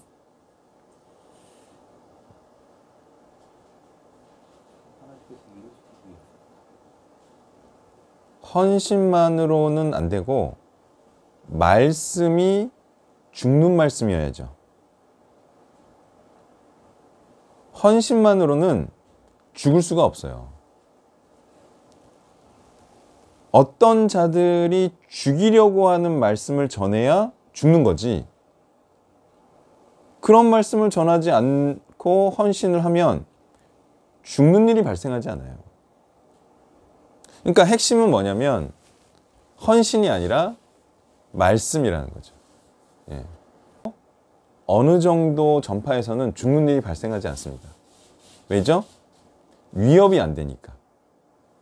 그러니까 어디서 뭐 동네에서 떠드는 정도로는 죽을 수가 없고 고난을 받을 수도 없다 이거죠. 그러니까 다시 말해 하나님의 뜻을 이룰 정도가 돼야 돼요. 예. 복음을 많이 전파해야 돼요. 그래야 사람들이 위기감을 느끼고 뭐 해코지라도 하는 거지. 그러지 않으면 전혀 그런 일이 발생하지 않아요. 자, 지금 유튜브에 저를 죽이려고 하는 사람들이 있어요, 없어요? 아무도 없어. 난 그게 슬퍼. 아마 죽이려고 하는 사람이 있어야 죽을 때가 됐나 보다. 아니, 죽이려고 하는 사람은 내 죽을 때가 아니야. 에? 지금 죽으면 누가 내 영상 뭐 보기나 하겠어요? 죽을 듯이 안내서를 쓰는데 누가 안내서 보겠어요? 절대 죽으면 안 돼. 왜? 복음을 전파하기 위해서 죽는 거지. 전파도 하지 않는데 죽어요? 안 죽인다고요. 아무도 안 죽여. 예. 그러니까 이게요, 참 순교도 어려운 거죠. 순교하고 뭐 아는 사람들끼리만 떠들고 죽을 것 같으면 그게 무슨 의미가 있어요? 예? 예, 많은 사람들이 죽이려고 하는 일을 당해야 그가 예수님처럼 하나님의 뜻을 이루고, 그래서 또 하나님께 존귀한 자가 되고, 그리고 바로 하나님을 위해서 희생한 자가 되는 거죠. 그런 거 있잖아요. 영화 같은 거 보면 희생을 했는데 희생이 의미 없는 경우도 있나요? 괴물을 죽이려고 괴물한테 가서 수류탄을 터뜨렸어. 근데 괴물한테 아무런 그 충격도 안 줘. 피해도. 그거 뭐예요? 그걸 개죽음이라고 하죠. 그러니까 희생을 하더라도 의미 있게 죽어야죠. 그게 뭐예요? 복음을 전파하는 의미로. 하나님께 영광을 돌리는 의미로. 그렇게 산 삶이 정말 하나님께서 기뻐하는 삶이었구나. 그런 것을 많이 전파하면서 죽어야죠. 그러니까 충실한 삶이 뒷받침돼야겠죠. 그래서 많은 적들을 만들어야겠죠. 그래야 순교라는 것도 할 수가 있죠. 네, 또 보겠습니다. 목요일자에서 또 한 가지를 좀 보고 싶은데 이 마리아가 향유를 부었던 사건과 결정적 계기와 상호 연관성이 있는 걸 하나 봤는데 그게 나사로의 부활이었습니다. 이걸 보게 된 이유는 내복음서에서 향유 부은 사건을 다 소개하고 있는데 요한복음만 특이하게 12장에서 마리아를 설명해서 초반부에 나사로가 있는 곳이다, 살리신 나사로가 있는 곳이다 라고 1절이 말을 하고요. 반대로는 요한복음 11장도 웃긴 게 요한복음 자체가 필요한 사건들만 언급했다라고 20장에서도 말을 하죠. 그럼 요한복음 특성상 어떤 이야기나 문구 하나도 허투루 쓰인 게 없는데 요한복음 11장도 마리아를 소개할 때 향유를 부은 마리아라고 소개를 합니다. 11장 2절에서. 그러면 요한복음 11장을 시작할 때 나사로가 부활하는 사건이 마리아가 향유 부은 사건과 뭔가 연관이 있겠구나라는 냄새를 맡게 되는데 아니나 다를까 11장이 끝나고 나서 바로 12장에서 마리아가 향유를 붓는 사건이 나오더라는 거죠. 마테마가 누가복음은 향유 부은 사건이 독립적인데 요한복음만 오직 나사로를 살린 사건과 서로 연관을 의도적으로 짓고 있다는 걸 볼 수 있습니다. 그러면 이것이 우리에게 어떤 메시지로 연관성이 되는 거냐면 결국 마리아가 헌신하게 되고 예수님을 존귀케 하게 된 결정적인 원인이 나사로의 부활 사건이 되었다는 거죠. 이전까지 마리아가 물론 뭐 예수님 말씀도 듣고 했었지만 뭔가 좀 심중하고 참한 모습을 보이다가 갑자기 확 부어버리지 않습니까? 그래서 그런 분명한 헌신, 분명한 사역을 하게 되는 그 계기가 그리스도께서 생명을 살리시고 영원히 살리는 분이라는 것을 깨닫고 경험하게 되면은 가능하게 된다. 이 말은 반대로 뭐냐면 내가 그리스도를 위해서 정신 나간 헌신, 완전한 헌신을 하고 있지 않다면 아직 내가 그리스도가 우리를 영원히 살리시는 분이라는 거에 대해서 제대로 경험하지 않았거나 믿음이 아직 없기 때문일 수도 있겠다. 그래서 이런 것들을 좀 점검해 봐야 되지 않나 생각을 했습니다.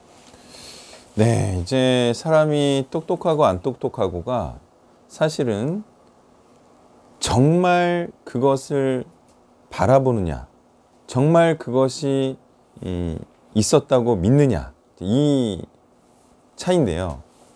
마리아는 예수님께서 나사로를 살리신 분임을 명확하게 인지를 했죠.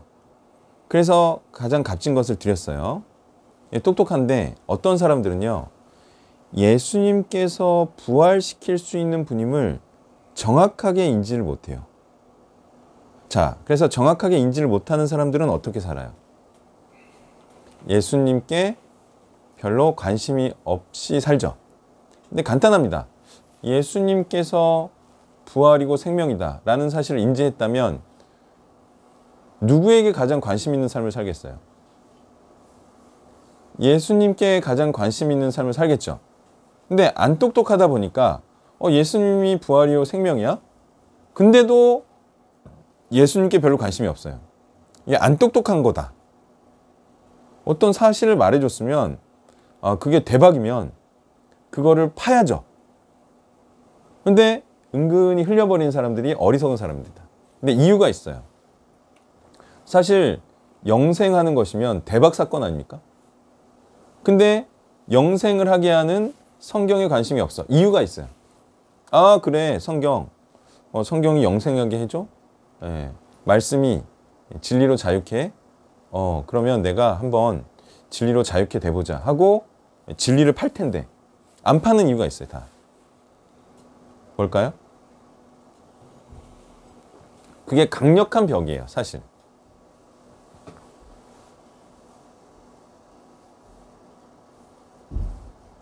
제가 이걸 어떻게 알게 됐냐면 지금 이제 고용지원금이 상품이 안 좋아서 난관에 부딪혀서 다른 사업들 알아보고 있거든요. 그러면서 알게 됐어. 이야, 저건 대박이야. 근데 안 해. 안 하는 이유가 뭐예요?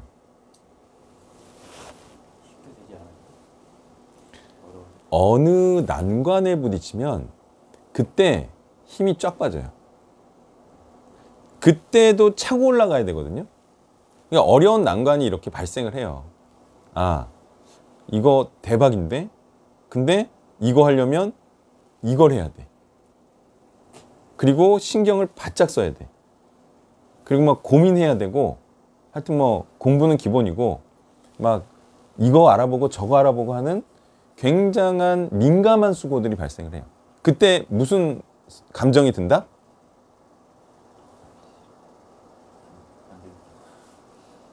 그거 안 되겠다. 비슷한 거예요. 또 뭐 안 되는 거다. 또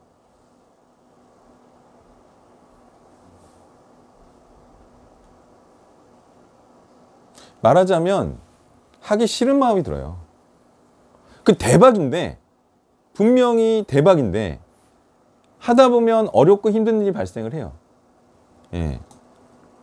그 앞에 그걸 대박을 믿고 고비를 넘기면 되는데, 거의 사람들이 고비에서 그만둔다 이거죠. 아니 뭐 모든 일이 그렇지 않습니까? 예. 고시 패스하면 대박이죠. 하다가 왜 포기해요?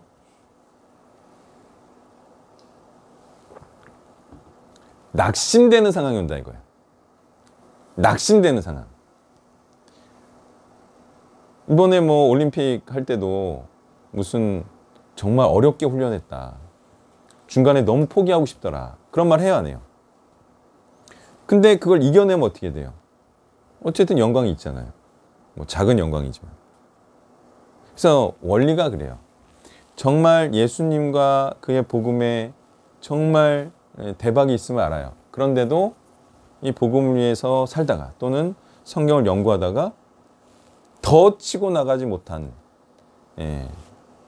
자기 포기가 발생한다는 거죠. 어때요? 사실상 이러한 귀찮고 또 신경 써야 되고 계속적으로 노력해야 되는 그것 때문에 똑똑하지 않은 게 맞나요? 그래서 끈기, 인내, 절제라는 게 인생 전체적으로 복음을 향한 그런 끈질김을 포기하지 않고, 그래서 계속 인내하는 그런 삶을 통째로 의미하는 거죠. 자, 그래서 인생이란 그거죠. 좋은 거를 내가 만났어. 알게 됐어. 그러면 그거를 끝까지 하면 성공하나요? 그렇다는 거예요. 될 때까지. 정말 세상이 그럴까요? 정말 좋은 걸 봤어요. 될 때까지 포기하지 않으면 성공할 수 있나요? 그게 된다는 거예요. 예전에 이제 그런 게 있잖아요. 이제 1수하고 2수하고 3수하고 왜? 의대 가려고. 근데 어렸을 때는 그 한계가 몇 수까지인 줄 생각했어요. 3수인 줄 알죠? 근데 지금 우리는 나이 든 사람은 알 수 있어. 몇 수까지 가능해요? 10수까지도 가능하죠. 15수까지도 가능하죠. 그러면 10년 하면은 의대 갈까요, 안 갈까요? 된다 이거. 그러니까 그걸 몰랐어.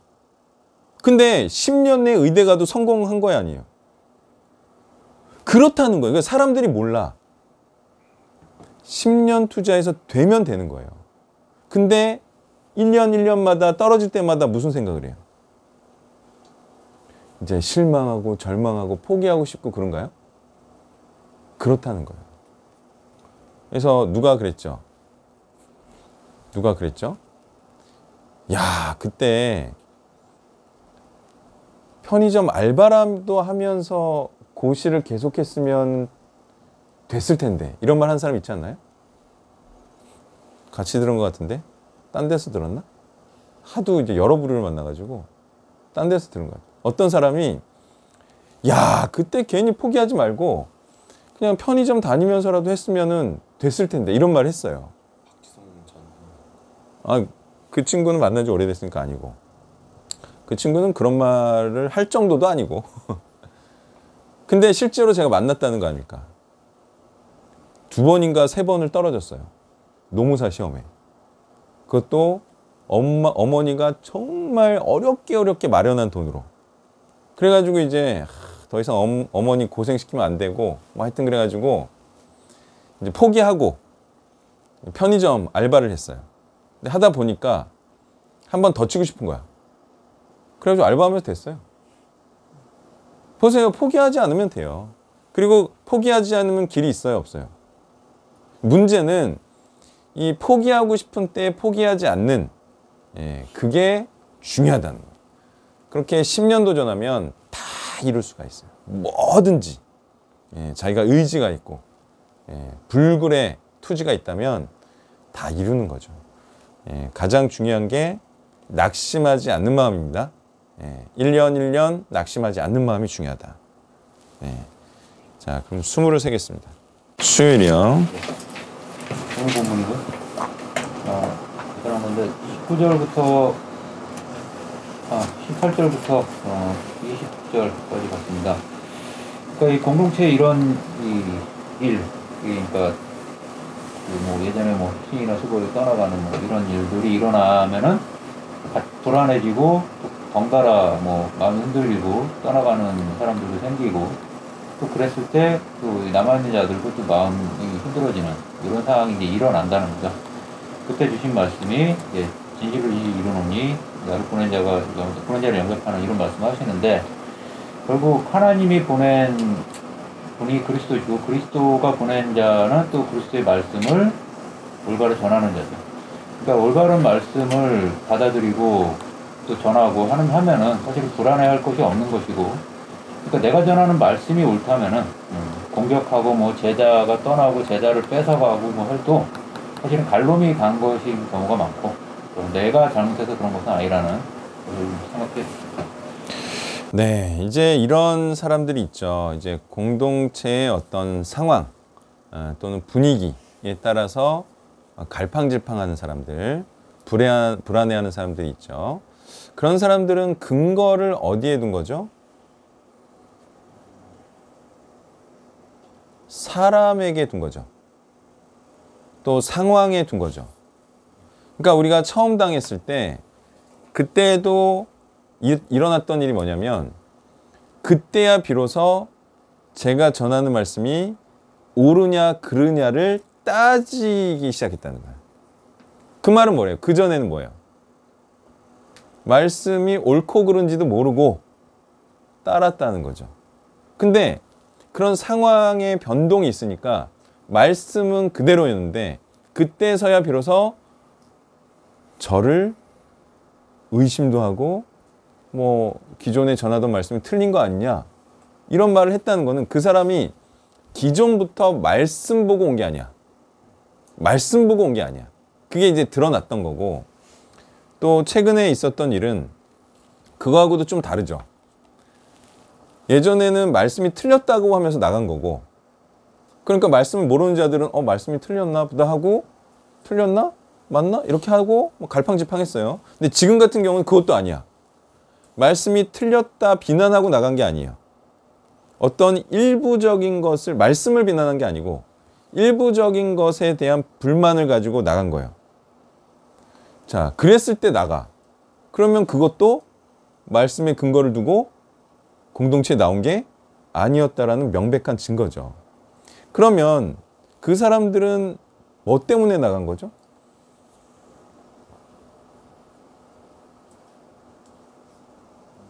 말씀이 틀렸다고 나간 게 아니고 자기에게 무슨 일이 발생해서 나간 거죠.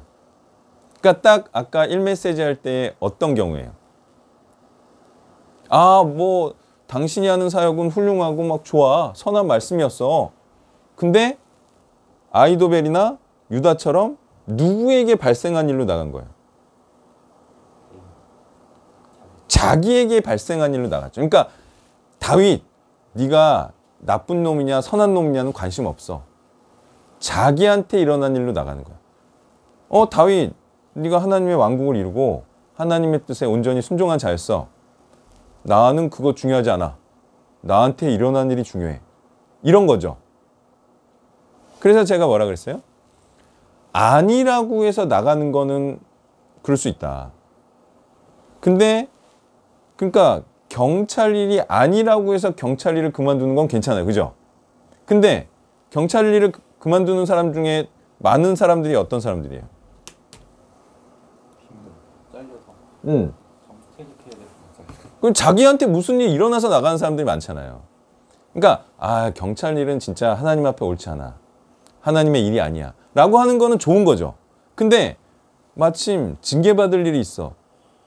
자기한테 일이 일어나서 나와. 이건 아니라는 거예요. 그러니까 이제 우리가 좋은 경험 했죠 또. 예, 정말 공동체에서 자기에게 무슨 일이 없을 때는 저 공동체를 신뢰하는 것처럼 하다가 자기한테 무슨 일이 일어났어. 그럼 갑자기 공동체를 공격해. 예, 이게 바로 아이도벨과 같은 자이고 유다와 같은 자이다. 유다가 자신에게 그런 일이 일어났을 때 자기도 목숨의 위협을 받고 또 예수님도 목숨의 위협을 받을 때 예수님이 어떤 분인가에 대해서 주목했을 것 같아요? 아니면 자기에게 이런 죽음의 위협을 받는 거에 대해서 또는 자기가 생각하던 것에 대해서 이렇게 안 될 것 같은 마음이 더 컸을 것 같아요. 그러니까 예수님에 대한 집중력이 떨어진 거죠. 자기에 대해서 더 생각하기 시작한 거예요. 자기와 자기 가족이 어떻게 될까. 예. 그런 자가 본질적으로 악한 자다. 자, 그래서 아니 그거잖아요. 최근에 나간 케이스는 정말 정재식 사역자는 너무 진정성이 있어. 복음을 향한. 그리고 말씀도 틀리지 않아. 이러면서 나갔죠. 그러니까 이건 아닌 사람들이야. 나에 대해서 집중해야 되는 거 아닙니까? 그래요, 안 그래요? 정말 공동체가 전한 말씀에 집중한다면 자신이 그런 일을 당하더라도 공동체를 사랑을 하는 게 맞다는 거죠. 예. 자기 중심적인 자들이었다는 거예요. 말씀을 보는 게 아니에요. 자, 수무를 세겠습니다. 26절을 묵상하면서 그런 생각이 들었거든요. 예수님이 떡 한 조각을 적셔다 주는 그것과 이 기억이 나는 게 이제 수요센터 마지막 이렇게 보기도 있고 그럴 때 기억이 나는데, 그러니까 그때 사역자님이 메시지나 피드백은 잠언이었고 아이들을 때려야 된다. 그래도 올바로 가르칠 수 있다는 것이었거든요. 근데 그 말씀을 하는 게 마치 이 적셔다 주는 것처럼 그들의 마음을 확고하게 갖게 되는, 결단하는 그런 느낌이 들었거든요. 그래서 이 친구가 평소에 하던 것처럼 안 하고 자꾸 카톡을 하더라고요. 그러니까 얘기를 하는 거죠, 카톡으로. 근데 그런 타이밍의 결단에 자기가 확실하게 마음을 가져가는 타이밍이 아니었을까, 그런 생각이 좀 들었습니다.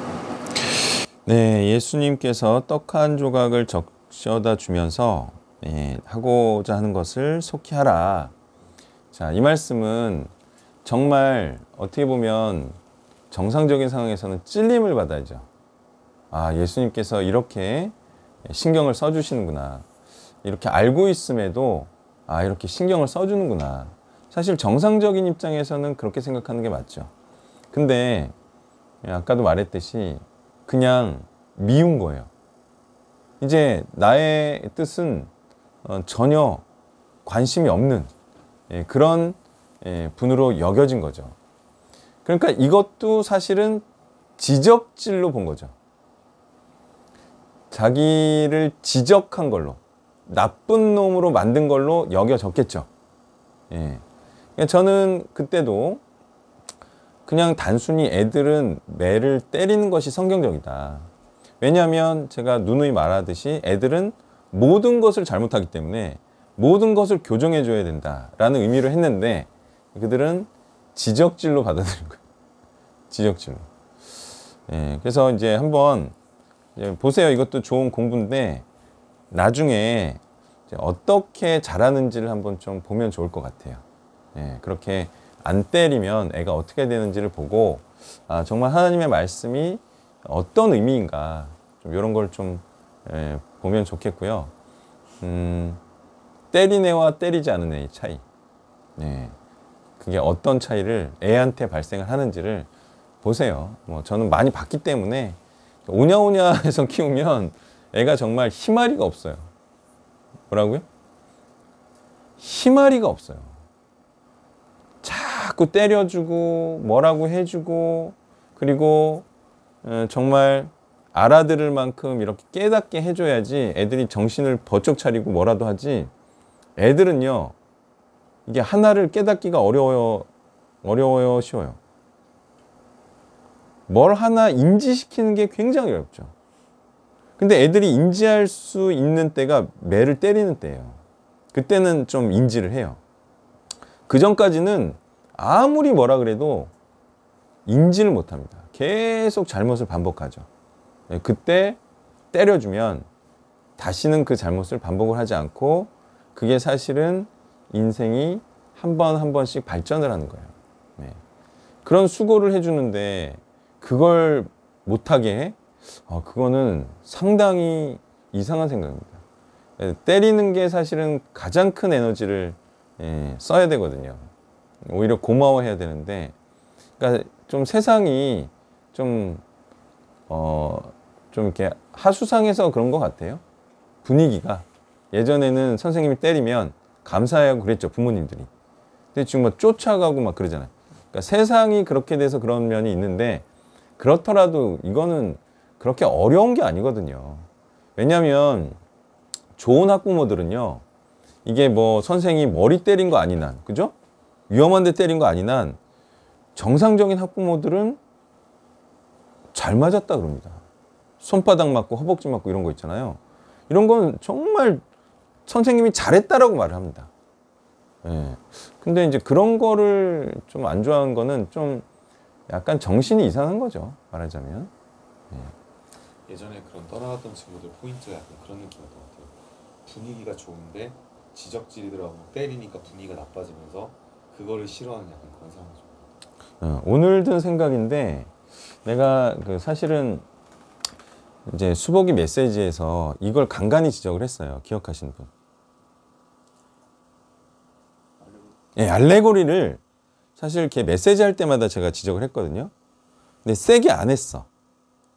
좀 상처받을까 봐.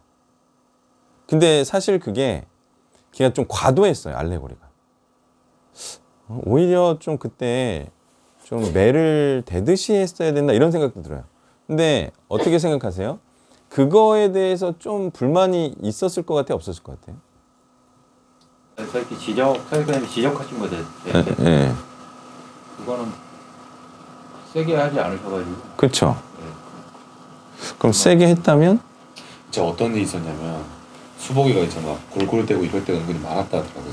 그래서 한 번은 수복이가 이제 3층 저희 집에서 청소년 예배 할 때 골골대길래 아이 수복이 운동 좀 해야겠는데 그랬더니 수복이가 아 형 이런 상황에서도 그런 말을 하세요. 딱 그 얘기를 하더라고요. 그러니까 위로를 원했던 상황인데 그 와중에도 운동하라는 그런 자극을 주냐. 그게 참 좋은 얘기인데. 그렇죠? 힘들 때는 운동하면 굉장히 리프레시가 돼요. 그리고 몸이 이렇게 좀 좋아지면 괜히 이 좀 우울했던 것도 좀 상쾌해지고 그러죠. 예, 운동하고 사우나하고 그러면 자신감도 생기죠. 몸도 가볍고. 그 말이 있잖아요. 굉장히 좋은 말인데 그런 거를 왜 안 받아들여? 오히려 고맙다고 솔루션, 예, 감사하다 이래야 되는데. 그래서 이제 그런 생각이 들어요. 이게 우연히 일어난 일은 아닌 것 같아. 그죠? 일어날 일이 일어난 거고요. 예, 그거를 우리가 그래서 당연한 일이고, 하여튼 제 인생에서 이것도 참 괴로운 일이지만 어때요? 또 한편으로는 일어날 일이 일어났구나, 응? 이런 생각을 해요. 예. 그래서 뭐 나중에 다 밝혀지겠죠. 예, 그때 또 하나님께서 누구의 편이신가가 만천하에 드러나리라고 생각을 합니다. 네, 그러면 기도하고 마치겠습니다. 하나님, 참으로 선하신 하나님의 말씀대로 우리가 살기를 원하고, 또한 그러한 삶에 어떠한 고난과 또 죽음의 위협이 있더라도 우리가 결코 이 선하신 말씀, 올바른 말씀을 포기하지 않고 올바른 하나님의 길로 사람을 인도하는 이 순전한 복음의 사역을 멈추지 않기를 원하며 예수님의 이름으로 기도했습니다. 아멘.